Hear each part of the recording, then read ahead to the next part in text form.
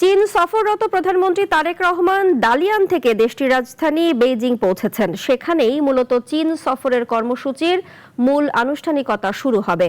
কাল দেশটির প্রধানমন্ত্রী ও প্রেসিডেন্টের সাথে তারেক রহমানের বৈঠক হবার কথা রয়েছে। দ্বিপাক্ষিক আলোচনা ছাড়া বেশ কয়েকটি সমঝোতা স্মারক স্বাক্ষরও হবে। বিস্তারিত রাশেদুল কাদেরের রিপোর্টে।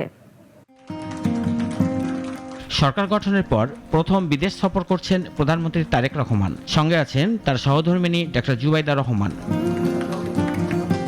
টানা 6 দিনের এই সফরে মালয়েশিয়ায় 2 দিন কাটিয়ে চীনের দানিয়ালে যান প্রধানমন্ত্রী।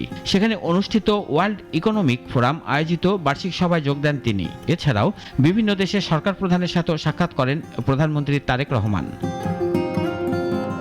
দানিয়ালে ব্যস্ত সময় কাটিয়ে চীনের রাজধানী বেইজিং এর উদ্দেশ্যে বুলেট ট্রেনে করে দুপুরে রওনা হন তারেক রহমান। বিকেলে বেইজিং পৌঁছান তিনি। মূলত এখানেই শুরু হবে রাষ্ট্রীয় সফরের মূল কর্মসূচি। বৃহস্পতিবার বিকেলে চীনের প্রধানমন্ত্রী লি কিয়াং এর সঙ্গে আনুষ্ঠানিক বৈঠকে বসবেন প্রধানমন্ত্রী তারেক রহমান। বাংলাদেশ ও চীনের মধ্যে প্রায় 10টি সমঝোতা স্মারক সইয়ের সম্ভাবনা রয়েছে। এরপর চীনা প্রধানমন্ত্রী আয়োজিত রাষ্ট্রীয় ভোজসভায় অংশ নেবেন তারেক রহমান। শুক্রবার সকালে ন্যাশনাল পিপলস কংগ্রেস স্ট্যান্ডিং কমিটির চেয়ারম্যান ঝাও লেজির সঙ্গে সাক্ষাতের পর চীনের প্রেসিডেন্ট শি জিনপিং এর সঙ্গে বৈঠক করবেন প্রধানমন্ত্রী তারেক রহমান। এ বৈঠকে দ্বিপক্ষীয় সম্পর্ক, সহযোগিতা সম্প্রসারণ এবং বিভিন্ন কৌশলগত বিষয়ে আলোচনা হওয়ার সম্ভাবনা রয়েছে।